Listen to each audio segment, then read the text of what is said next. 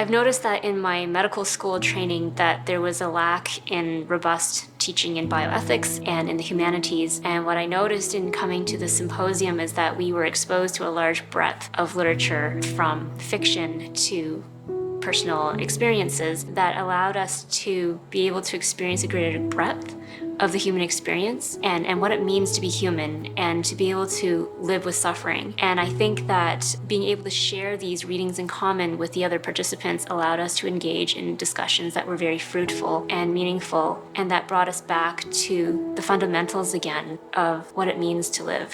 One of the great points made in the symposium was that many times addiction is not about the substance itself, but it's something else. And I think a part of it, the reason for the opioid crisis, in my opinion, is a sense of meaninglessness, is a sense of loss of hope, where people are not finding their life worth living. So that is something definitely that needs to be addressed. So many of the people that I've worked with, you get the feeling that they just have not been encouraged. They haven't had someone affirm that they matter and that the world is better with them in it. Frankly, think that is lacking maybe throughout our communities and our country right now, and in our approach to mental health care. One of the most powerful experiences that I had this weekend was when one of the speakers shared her own personal experience with bipolar and living through the throes of a very deep and debilitating depression. And she shared with us how meaningful it would have been for her if she heard somebody say to her, "Thank you for choosing life. Thank you for staying alive," because this was the hardest battle that she had to undergo in her life. And I didn't realize for myself as a health professional how powerful just affirming that life choice could be for somebody in a severe depression.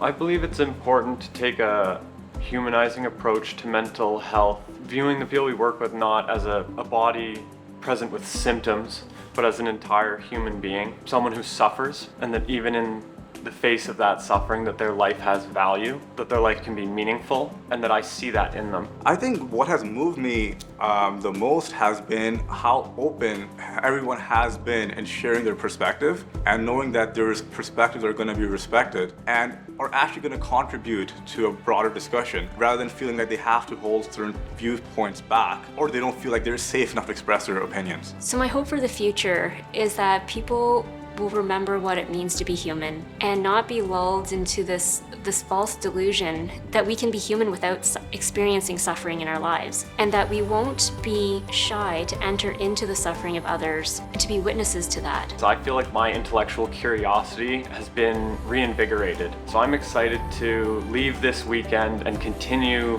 grappling with and thinking about ideas of meaning and life, and having a really firm ethical grounding in my own clinical work.